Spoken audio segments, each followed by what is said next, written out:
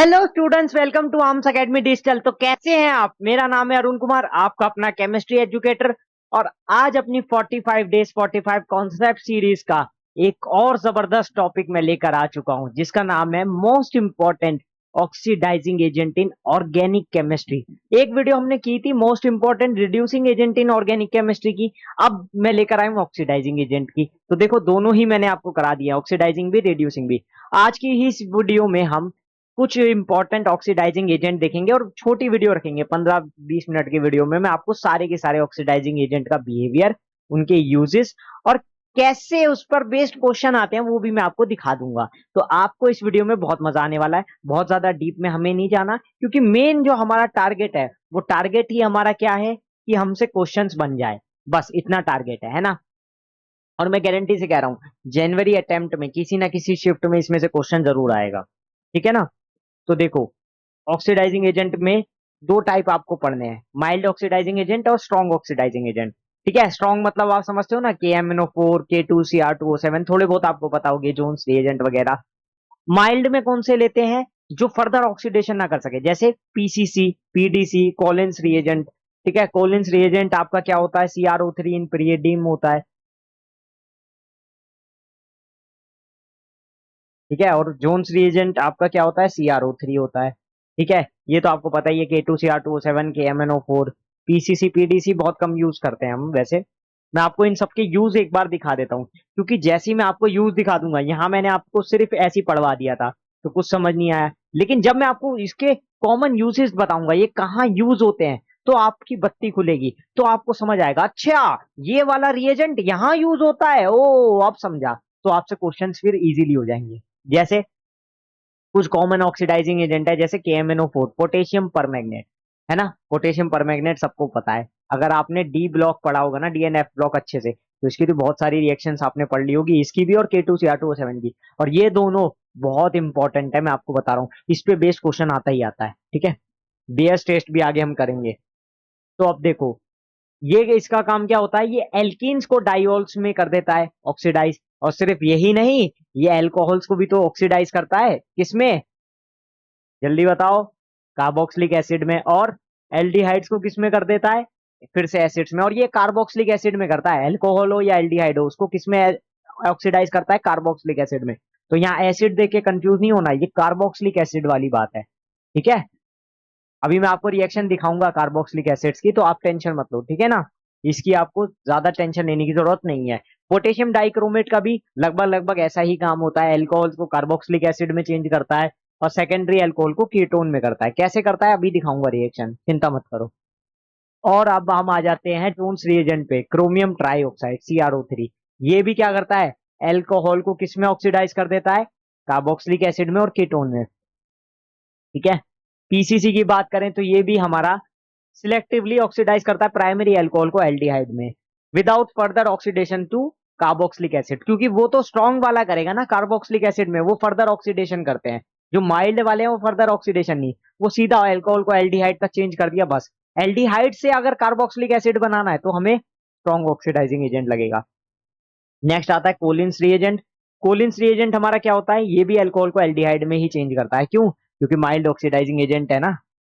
अब आता है ओस्मियम टेट्राऑक्साइड। ये कुछ कुछ आपको ज्यादा नहीं पढ़ने, आपको जो अभी तक मैंने ऊपर यहां तक पढ़ा है ना कॉलिन्स तक, ये वाले अच्छे से पढ़ लेने हैं। जैसे potassium permanganate, potassium dichromate, chromium trioxide, Jones reagent, PCC हो गया, कोलिन्स रिएजेंट हो गया।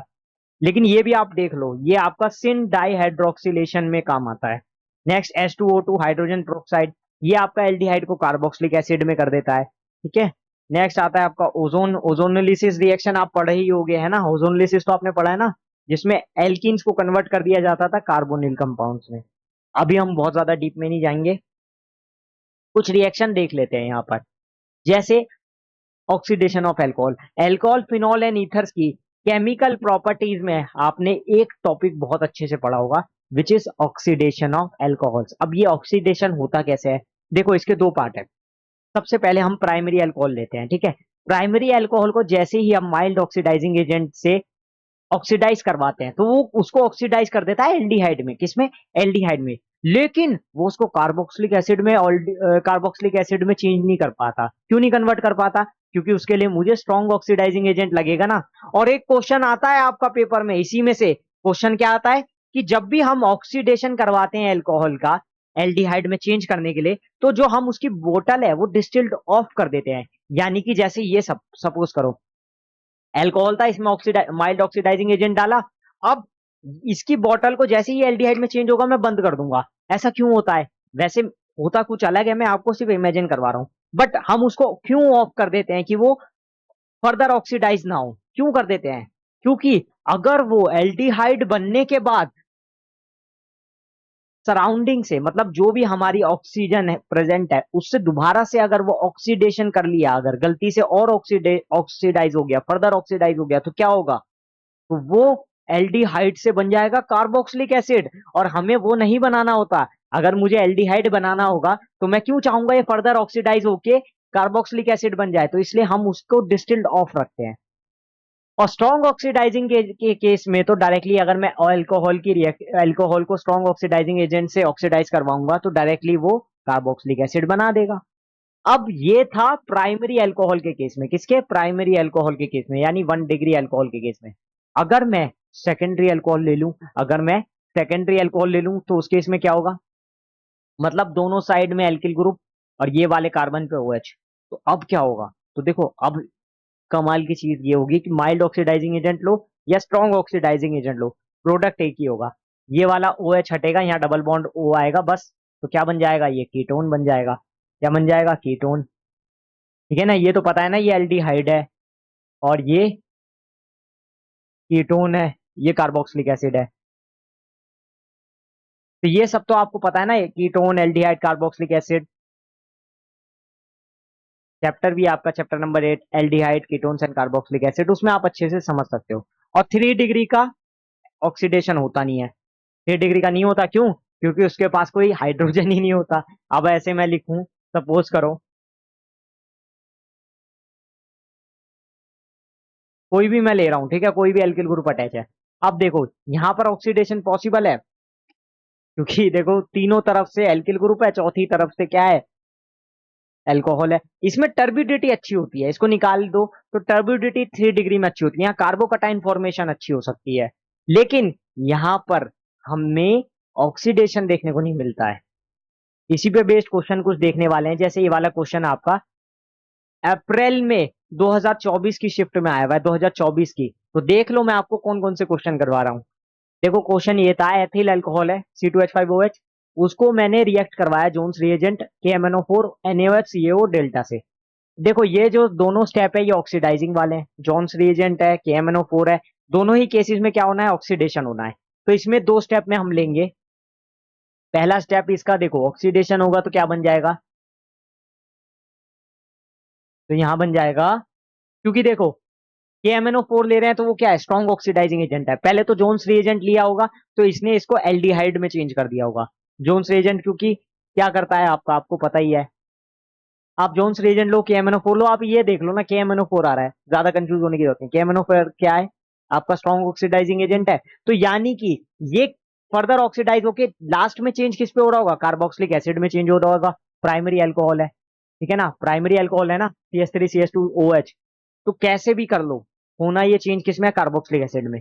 ये दो स्टेप तक का मैंने बता दिया। अब यहां पर बच्चा फंसता है, यहां पर जो नेक्स्ट स्टेप है, यानी कि NaOH CaO डेल्टा। अब देखो ये वाली रिएक्शन बहुत बच्चे भूल जाते हैं, बट ये डी कार्बोक्सिलेशन रिएक्शन है। जो मैं नेमिंग रिएक्शन वाला पार्ट करवाया ना, उसमें मैंने करवा रखी है डी कार्बोक्सिलेशन रिएक्शन। इसमें होता क्या था? कार्बोक्सिलिक एसिड को हटाते थे, तभी तो डी कार्बोक्सिलिक एसिड हुआ। कैसे? यहां पर बनता था प्रोडक्ट, बाय प्रोडक्ट हमेशा याद रखो, Na2CO3 बनता था। क्या बनता था? Na2CO3। तो यहां से एक कार्बन गया, यहाँ दो ऑक्सीजन, यहां से एक ऑक्सीजन। अगर ऐसे भी अगर आप देखोगे तो यहाँ पर CH4 बन रहा है। क्या बन रहा है? CH4। तो आंसर इसका होना चाहिए मीथेन। ये मैंने करवाई हुई है रिएक्शन, नेम रिएक्शन में, तो याद भी रख सकते हो। तो बन क्या रहा है प्रोडक्ट? मीथेन। सिंपल। बताओ कितना आसान क्वेश्चन था। जिसको देखो नेम रिएक्शन याद है, मैंने पहले भी कहा नेम रिएक्शन से ही आप जीतोगे ऑर्गेनिक में। नेम रिएक्शन जिसको आती है वो कर लेगा। नेक्स्ट है, which of the alcohol can not be oxidise. अरे लल्लू सा क्वेश्चन है ये। ये क्वेश्चन तो सबसे इजी है। प्राइमरी अल्कोहल किस में होता है? एल्डिहाइड में या फिर कार्बोक्सिलिक में। सेकेंडरी अल्कोहल हमेशा कीटोन में, टर्शरी नहीं होता बस। ठीक है, तो टर्शरी अल्कोहल कभी भी ऑक्सीडाइज नहीं होता। क्यों? क्योंकि तीनों ग्रुप, तीनों तरफ एल्किल ग्रुप है, चौथी तरफ अल्कोहल है, OH अटैच है। अब एक क्वेश्चन मैं हाथ से लिख कर लाया हूं, ये क्वेश्चन भी जबरदस्त है। इस टाइप के क्वेश्चन आपको पढ़ने चाहिए वैसे। विच of the following used in the oxidation of alcohols into carboxylic acid. अब कार्बोक्सिलिक एसिड में चेंज करना है एल्कोहल को। ठीक है, ध्यान से सुनना। एल्कोहल है मेरा ये, इसको मुझे चेंज करना है किसमें? कार्बोक्सिलिक एसिड में। या इसको ऐसे लिखो ना, RCH2OH। अब ठीक है, इसको मुझे कार्बोक्सिलिक एसिड में चेंज करना है, तो जाहिर सी बात है प्राइमरी अल्कोहल रहा होगा। और कार्बोक्सिलिक एसिड में डायरेक्टली चेंज करना है तो क्या करना होगा? एक ही बार में चेंज करना है तो स्ट्रॉन्ग ऑक्सीडाइजिंग एजेंट लेना होगा। स्ट्रॉन्ग ऑक्सीडाइजिंग एजेंट लेना होगा, तो इसमें देख लो कौन सा स्ट्रॉन्ग ऑक्सीडाइजिंग एजेंट है। तो एक ही दिख रहा है मुझे, एल्कलाइन KMnO4 BS एजेंट। बस, ये तो मैंने बताया ना, KMnO4 क्या होता है आपका? स्ट्रॉन्ग ऑक्सीडाइजिंग एजेंट होता है। अब एक टॉपिक आपका आ जाता है ऑक्सीडेशन ऑफ एल्किन्स। देखो, इसमें आपका बेयर्स टेस्ट भी आता है, ठीक है ना। बेयर्स टेस्ट, बेयर्स रिएजेंट क्या होता है आपका? एल्केलाइन KMnO4 होता है। ये बात आपको पता होगी। पहले तो मैं आपको बता दूं, बेयर्स रिएजेंट ही बहुत बच्चों को नहीं पता होगा, बहुत सारे बच्चे ऐसे होंगे। ठीक है, तो थोड़ा सा यार पढ़ लो। ठीक है, हॉट कंडीशन में होता है, कोल्ड कंडीशन में होता है, ये थोड़ा सा पढ़ लो, काम आ जाएगा। ठीक है, तो सबसे पहले देखो बेयर्स टेस्ट में देखते हैं। KMnO4 जैसी हम लेते हैं कोल्ड कंडीशन में, देखो इसकी KMnO4 की कोल्ड कंडीशन में अलग रिएक्शन होती है, हॉट कंडीशन में अलग लेती है। ठीक है, तो जैसे ही यहां पर देखो 3 कार्बन है, मैंने आपको बना के दिखा दिए।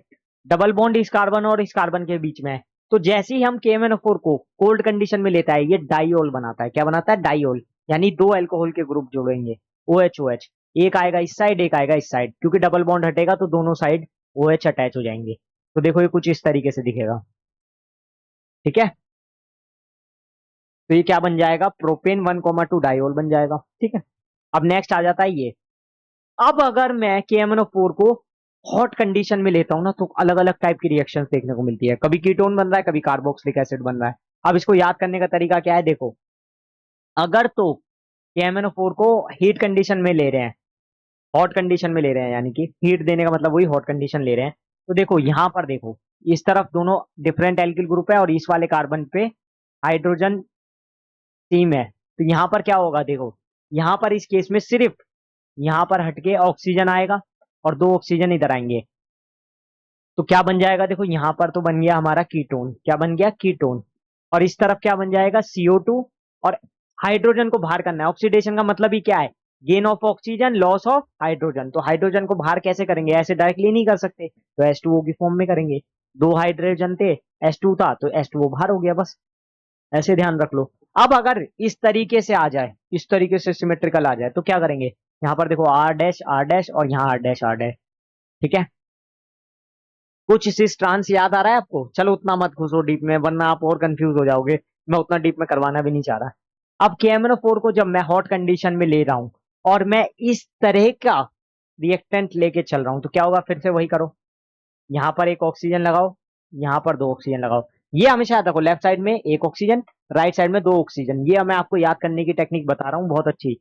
तो यहाँ क्या बन जाएगा? R C double bond O R dash. ठीक है, यहाँ एक ऑक्सीजन लगा, प्लस ये वाला किस में टूट जाएगा?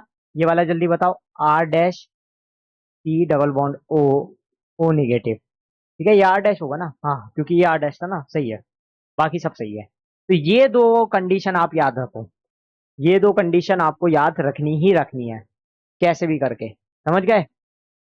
तो क्या हो रहा था? इस वाले केस में कीटोन बन रहा था और इस वाले केस में एक कीटोन और एक कार्बोक्सिलिक एसिड बन रहा था। ठीक है ना, ये दो केस याद कर लो बस, सारे केसेस याद मत करना। ठीक है, क्योंकि कंफ्यूज ही होगे। वो JEE एडवांस के लिए बहुत अच्छा है, मेंस लेवल तक आप इतना भी पढ़ लोगे ऑक्सीडेशन ऑफ एल्कीन में तो बहुत है। ठीक है, तो ये आज की वीडियो हमारी खत्म होती है। आई होप आपको समझ आया होगा।